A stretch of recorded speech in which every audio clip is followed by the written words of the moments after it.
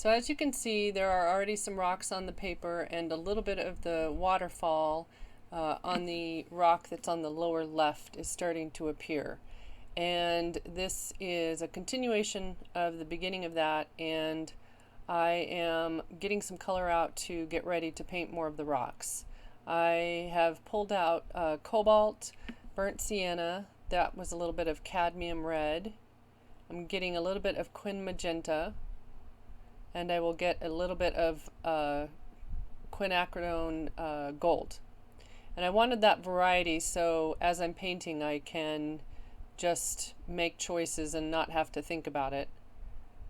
And I also decided that I was going to paint the rocks in one kind of big group. So I found some rocks and I'm changing color as I go, and I am leaving the white or lighter edges without painting them, and so I'm painting the medium to dark areas, and I am not stopping with just one rock. I'm kind of connecting them all and letting it bleed together right now. So later on I can go back and I can paint darker shadows or pick out individual rocks. And I am changing color as I go along, so you'll see me pick up a few different colors here and there. I made a brown or a gray from the burnt sienna, brown, and the cobalt, and then every now and then I'll adjust that a little bit with some other colors like the cad red or a little bit of the gold. And I'm painting around the, like I said, the lighter side or the sunlit side of some of those rocks. And that photo is not really very bright sun-wise, but I was just looking for places on the rocks that were a little lighter and just left them white. So it's usually better with watercolor to leave areas a little white, and then you could always come back and add color to them later. It's a little harder to go back and pull the color out if you decide you wanted it lighter. And there I'm going with warmer colors. Some of the cad red, a little bit of the quin magenta, and some of the burnt sienna. And right there I am using a little bit of clear water to go back and soften some of those edges so that they will appear like they're the edge of the water is causing them to be a little softer. Plus it's nice to have soft and hard edges in your painting. Some variety. And like I said, just kind of continuing. So these are all rocks that are overlapping each other, and while they're still wet, I'm just moving from one rock to the next and changing color.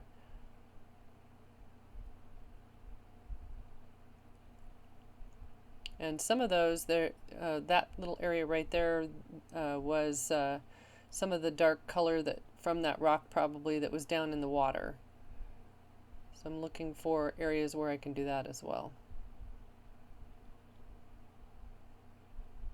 And this is a little bit of the cad red and the burnt sienna to do a rock that was back there and just a little warmer. Getting out more color. And another good mix that's kind of a purpley, a more neutral purple, or not neutral, but not really brilliant purple or gray, is to use cobalt and the cad red together. And depending on how much you put in of each, you can get a nice variety.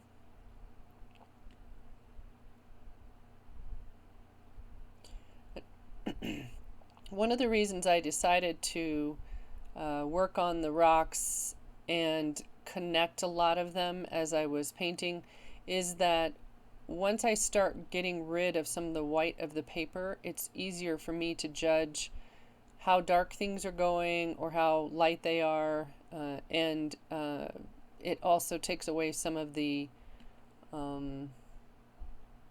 worry, I guess, about painting because you don't have as much white paper to deal with. And generally with watercolor I will paint in layers, and sometimes pieces might have anywhere from 2 to 6, 8, 10, 12 layers, depending on what all I need to do to them or if I need to darken them.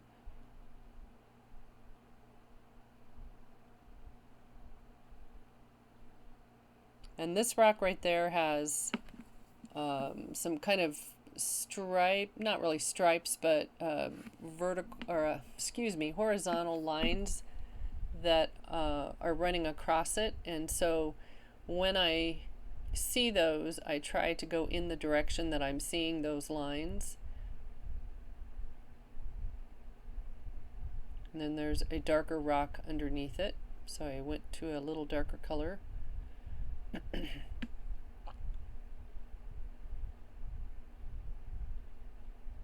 And if you don't feel like you can paint the rocks this way, where you go from one rock to the next and just place color as you're moving, and you feel like you want to break it down a little bit more, you could either do smaller sections and kind of connect them, or you could paint one rock and then go to the next rock. And so there's not necessarily only one way to paint them.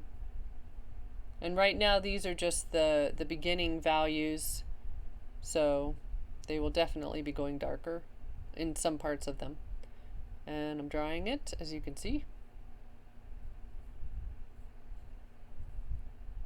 And it probably looked like I just picked up the dryer and started drying it really fast after I had painted those areas, but usually I will wait until the shine is off of the surface of the paper so that those colors can blend and move, and so that it doesn't become a little flat looking if you dry it too quickly. And I am painting in that back area, that back corner, and I'm going a little darker with my mix just so that it will be farther back from those other rocks. It's a gray still, and I don't know that I'm going to do that really dark passage back there because I don't want to draw attention back to that corner. So for now I'm just going to leave it as a medium gray. And that's cad red and the cobalt that I was mixing together.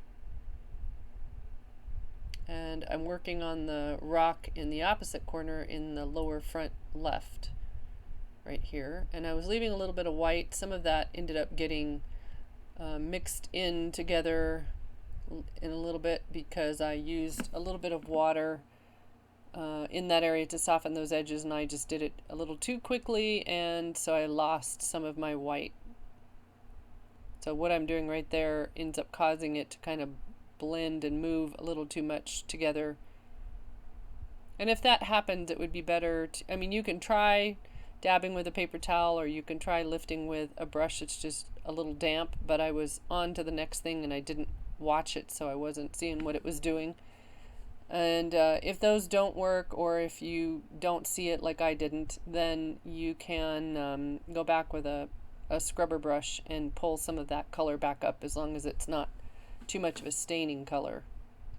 And it wasn't too big of a deal anyway, even if I didn't end up changing it from where it is now, because that's not my center of interest. So another rock down in the water. And for those of you that didn't see it or don't remember, the foreground water has a little bit of green to it plus a little bit of gold, and so that bottom passage down there that was already on my paper is probably cobalt with maybe a little bit of quin gold for the green part, and then maybe some of the quin gold with some burnt sienna where it's a little yellower. It may be a little hard to see.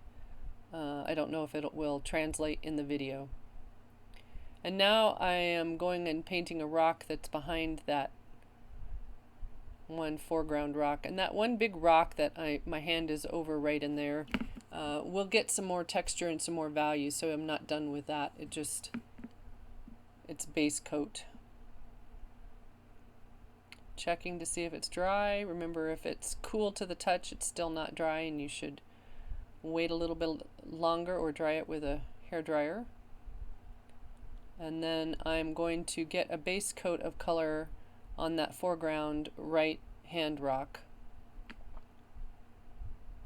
And I'm using a variety of colors. I see some warm colors in there, so I've got some Quin Gold, I've got some Cad Red.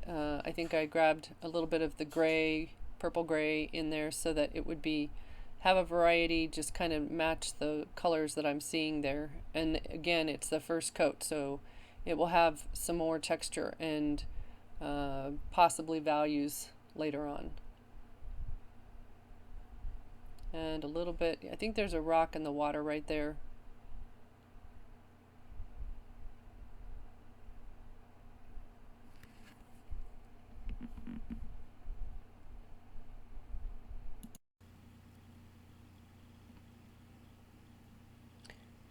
And there's a gray rock right in that area.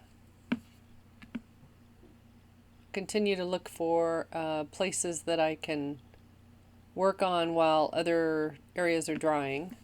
And then that same rock had a little bit of a warmer kind of yellow gold up at the upper edge of it.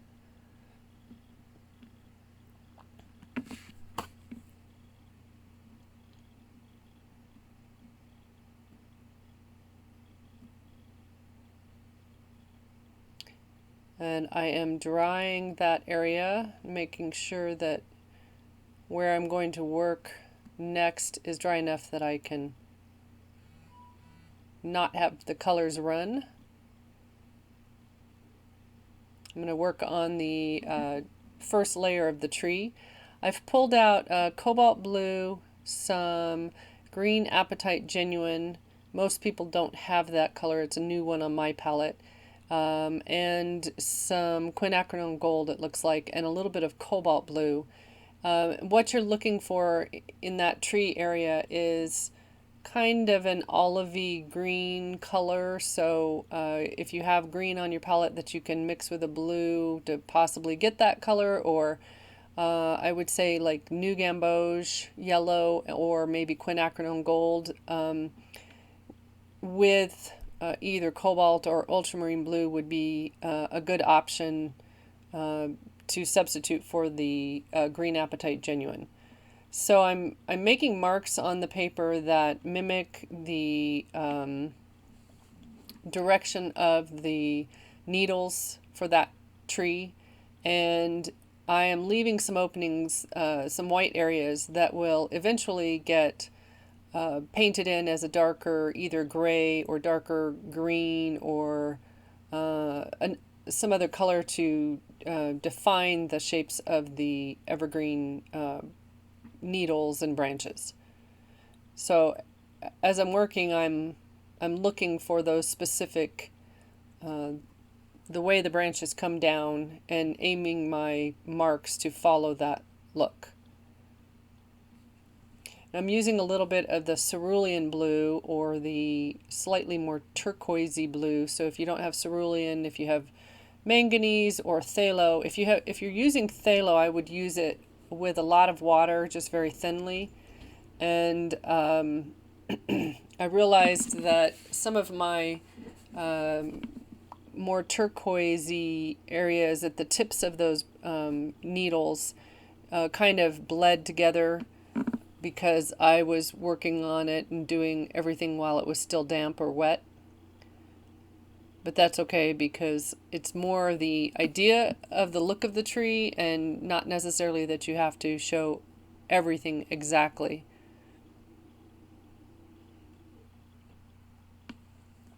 So the idea here is to get color on all over as a base coat, and then we will come back and add more color later to bring out some of those branches and make them look more like an evergreen pine needle look.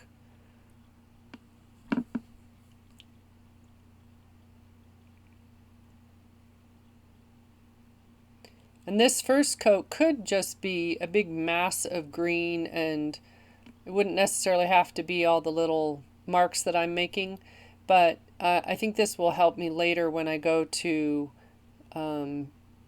bring everything a little more in focus and kind of to already have some marks that are following the direction of the branches and the pine needles will be helpful, I think, for myself.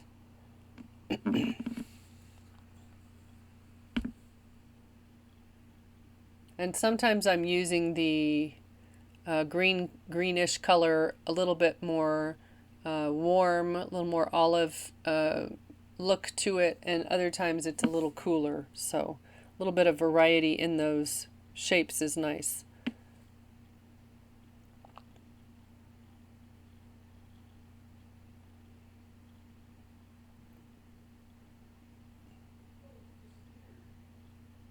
And I want the ends of the branches to have the pine needles or the specific look at the end of them to make sure that it will look like a branch as I come out over the rocks or over the darker water area. So I make sure I do my strokes in the direction that I'm seeing on my photo.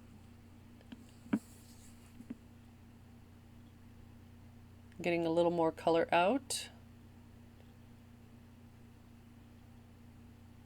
And again, if you feel like you're wanting to move a little slower with this, you don't necessarily have to paint every part of the tree in at once. You could do a section and then let it dry and then go on to another section.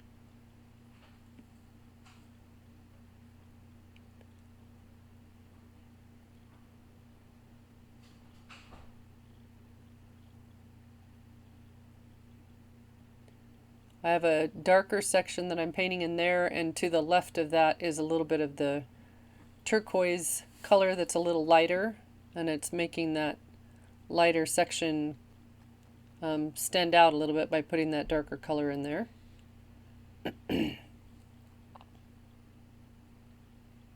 And the edges in that area, I was doing a random or broken type of edge that would follow the edge of the lighter color there so that it would look like there were branches, lighter branches over the darker. So doing negative painting basically.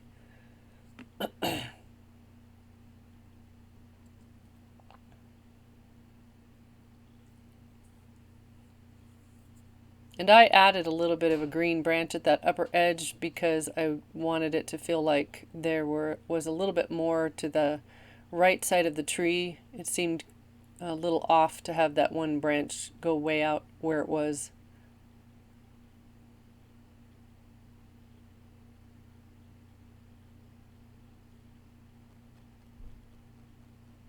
And where there are branches that are coming through, peeking through the evergreen, I try to paint around those shapes so that I can come back later with a brown or brown gray and put those in.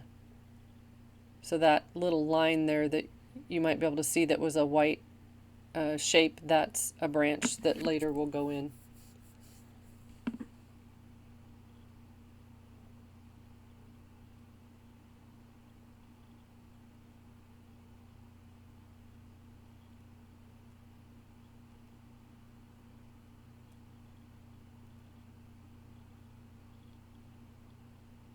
So at this stage, my painting is pretty much a mid-tone painting. I don't have really dark darks, although there's a little bit of some dark on that one rock, but it's not got a lot of value changes. And if you look back and forth from the photo down to what I have so far, it will look like it's very pale compared to what the photo is. So that will be something that I will have to work on as we keep going and building layers. Okay, so now this part of the video, it was during the class, and so I had what I had done ready to continue then for the class, and so I'm pulling out some more color. This is Ultramarine Blue. It's a darker blue, and so it will give me some darker values. So whenever you can work with darker colors from the beginning in order to make a dark, that's a good idea. So instead of using the cobalt, which is not as dark, I'm using the ultramarine with the burnt sienna to do a gray. I'm also pulling out some quin magenta because sometimes having my colors be a little varied is nice, and so I thought I would try the ultramarine with the burnt sienna with maybe a touch of the quin magenta in it here and there.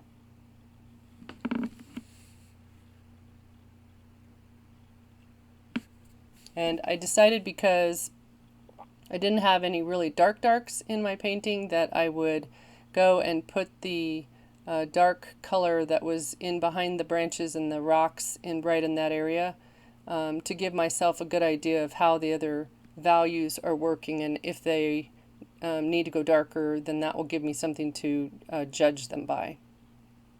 So I'm just taking my time and carefully painting around the branches that I created earlier.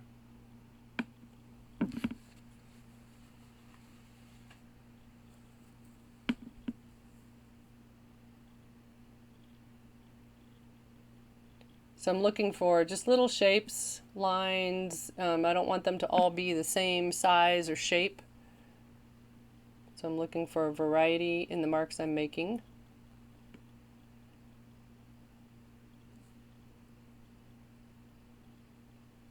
And then there was a little bit of that dark, I believe, next to the water that's in that area. And one of the things to think about with your darks and lights is that wherever your very darkest areas are, if they're next to white areas, then that will tend to draw a person's eye that is looking at your image. Or if it's really in focus compared to other areas that are not so in focus, those will also draw your eye. And also an area that is very brilliant color will draw your eye over something that is more neutral or grayed down.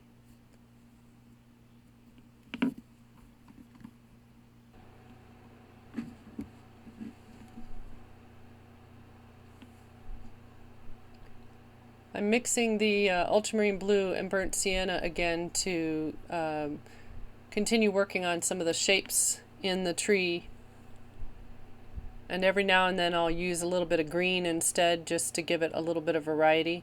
So basically I'm just using negative painting, or painting the light shapes that are in that tree area to start making those pine needles or the branches from it stand out.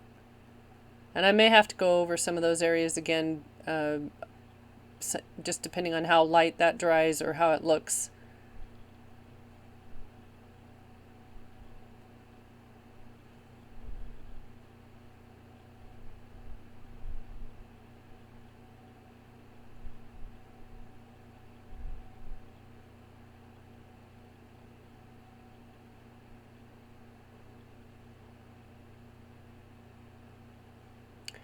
The top edge of the rock that I'm going to paint next is just slightly lighter than the water that's behind it, and so I just wanted to make sure that I put some color in there, but didn't make it too dark. And I also left some white areas, or I'm leaving white areas as I'm painting that, so that it will look like the light is hitting it and help it to look a little wet.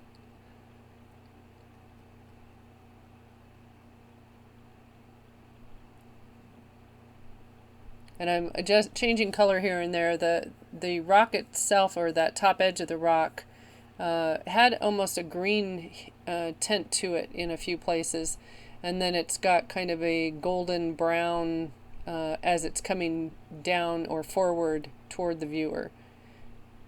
And then as I go down the side of the rock, and this is why having your board tipped is very helpful, because if my board were flat right now, some of that darker color that I am putting on there now might run back up into the color that I had up there at the top, and it was still wet. So having your board tipped can help keep some of that darker color, or color that you're putting on a lower section of something, from moving too much up into an area that you've already painted, or that it's still wet. It might move a little bit, but it won't move as much as if it were flat. So I'm using some of those same colors again, the ultramarine blue, some quin magenta, some quin gold, and some of the burnt sienna, and looking for ways to vary the color and the value in that specific rock. And I painted around a rock, so that's why that big white shape is there. We'll have to go back later to add that rock in. And just adding a little bit of color in some of the water that's falling over there.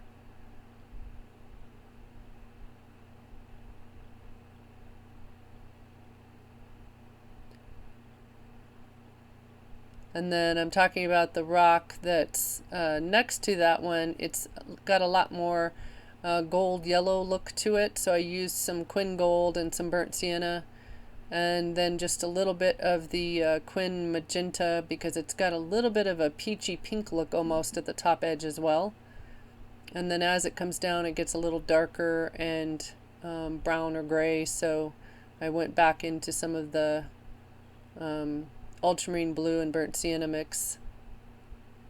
And so really it's just looking at the rocks, looking for color changes, things that you might be seeing, just to give them some variety.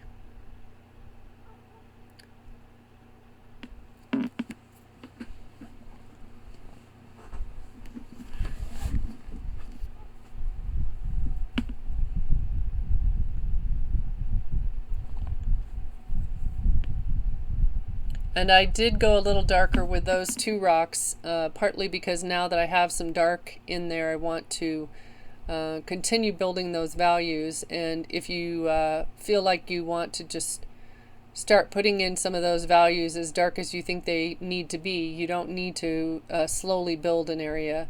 But sometimes it's good to start slow and use some lighter layers in the beginning to kind of get your feet wet and decide how it's all looking.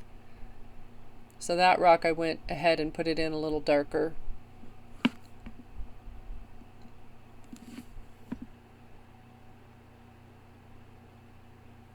And I was just talking about that edge and how it's a little lighter than the water that's behind it. And I went ahead and put in some shadow that's on that rock in the background.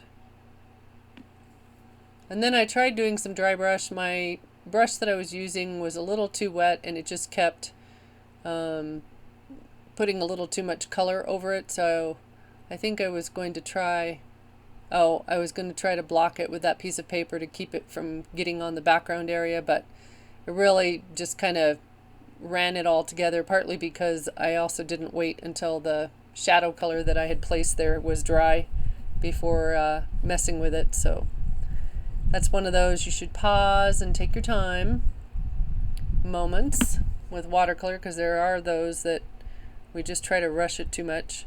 Same thing there. I was trying to put some dry brush in that area, but I just don't think that's the right brush to use for that. So then I just kind of cleaned it up, and I'm now shadowing that rock. So I want to go around the branches that are there and make sure I'm going darker so that it will start to look shadowed. So that's ultramarine blue and burnt sienna still. And there was a darker shadow that is underneath that area. So I'm really putting that in right now too. And some of that edge then will be soft edged and some will be a little harder edged because it's running up into the area that was still wet. And then it makes the rock that was in front of it stand out more because it's now bringing that lighter rock forward. The darker rock or darker shadow on that back rock. So I decided to go back to some of the tree because I'm waiting for some of those other areas to dry.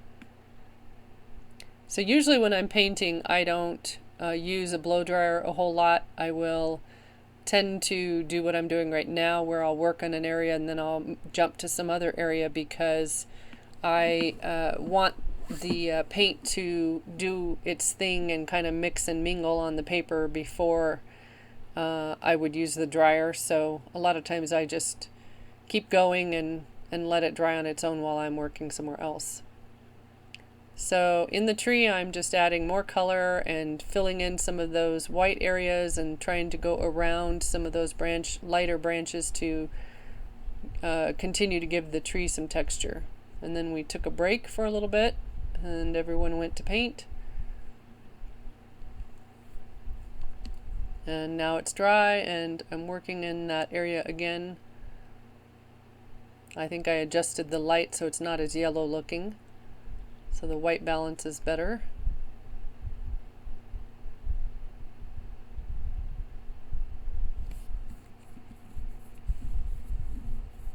So some of that little detail that I'm doing right now can get to be a little too much in the beginning, but it kind of needs to be done at this stage just to give me an idea of where I'm going with that tree. So yeah, I try not to get too much into detail in the beginning of a painting because you can end up either overworking it or not relating the rest of the painting to another area if you've get stuck in doing detail. Plus, if you get detail in an area too quickly, sometimes you have to go back and add color on top of it, and that can change what the detail looks like, and then you might have to redo an area that you've already done. So some of those branches will need to go darker, some of them may need more texture or definition.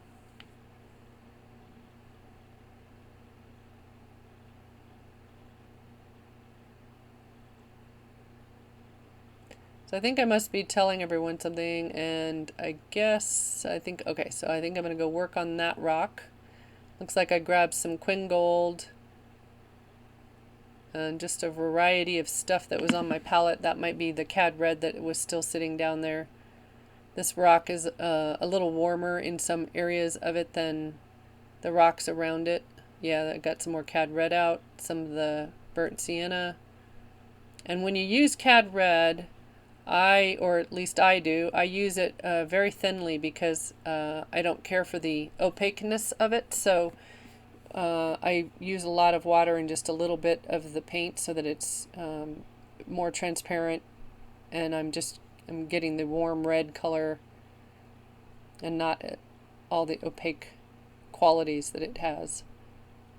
And I changed and did a little bit of ultramarine in the burnt sienna so I could get a gray down at the bottom edge of that rock, and I'm starting to put in some of those darks.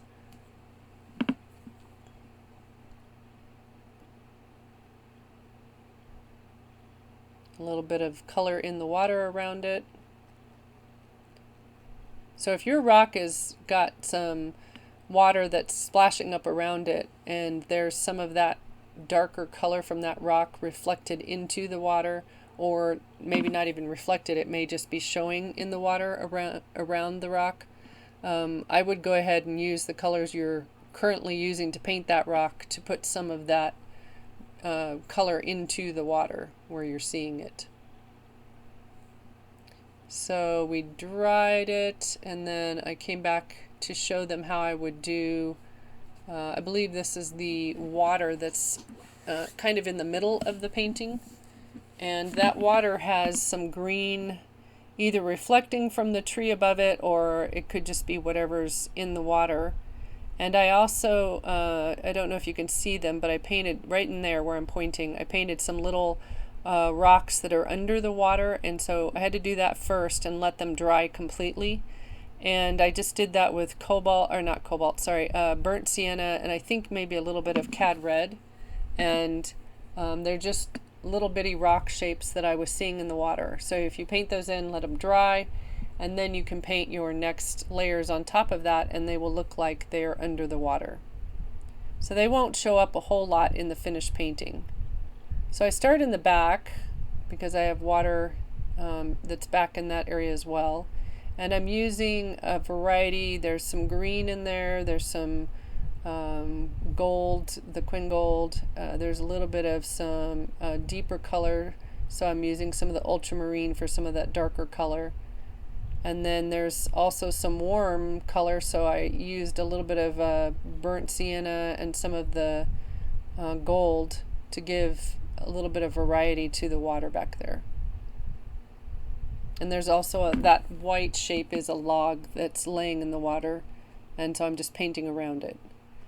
If that log was something that you weren't sure you'd remember to leave, or that it was a little hard to paint around, that might be something that you would want to use some masking fluid on. And there's some water that's more horizontal in between the rocks right in that area, so that's what I'm putting in next.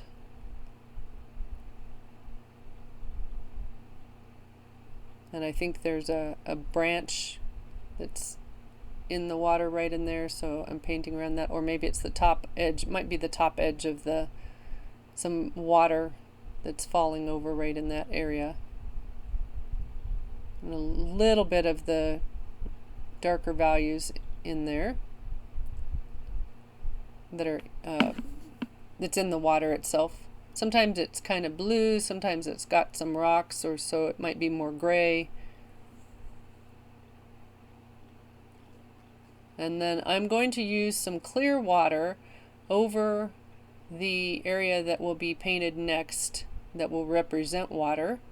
And I'm going to get out a little more color there, and then I'm using the Ultramarine Blue and some of the green Apatite, but you could use a different green like I've said before. You just want to try to use some of the same colors you've already used in your painting, so whatever greens you've used for your tree would be good to use down in the water.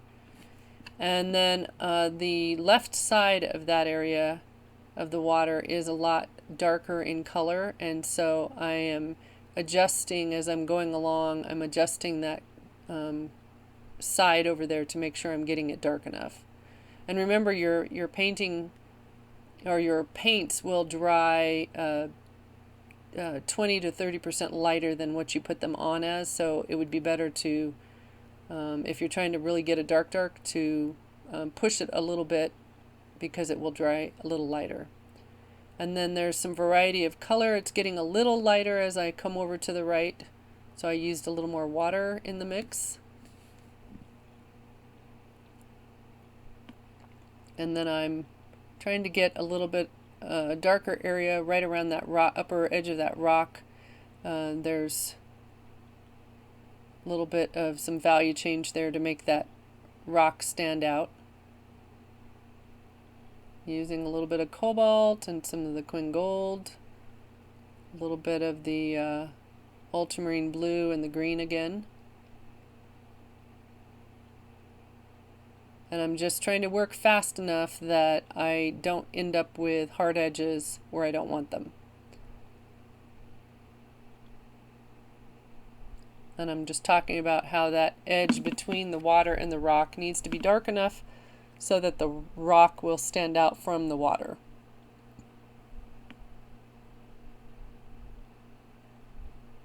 And pulling a little bit of that down, and then I also decided that that needed to go a little darker in a few places right in there. And I added a little bit of green to that area because the water that's coming over that, it will connect it a little bit better. And plus I think there's some moss growing on some of those rocks as well.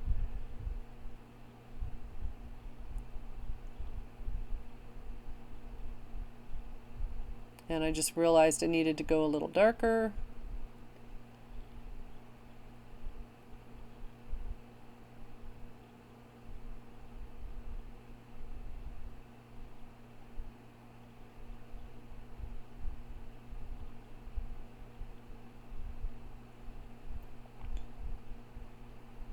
Using some of the grays to give a little bit of some definition to the water that's falling over the edge. And I still haven't taken any masking fluid off, so the water that I masked earlier, all of it has masking fluid still. I usually tend to wait till close to the end or till the end before I remove the masking fluid, and then I have to clean up edges and things like that, because I might decide that I need to make some changes and adjust some values or add some color to some part of it, and so I want to make sure that I don't take the masking fluid off too early. And I realized, speaking of making changes, that that area on the left was just drying a little too light, and I can go back into it even if it's not quite dry, as long as my paint that I'm adding is not too wet, or that my brush doesn't have too much water in it. It won't cause a bloom or move too much. So it's a matter of painting enough to feel comfortable with what your brush is doing, and then also just trying it. And if it starts to move too much, then you either need to dry your brush or just wait until everything is dry, and then go back and add a layer.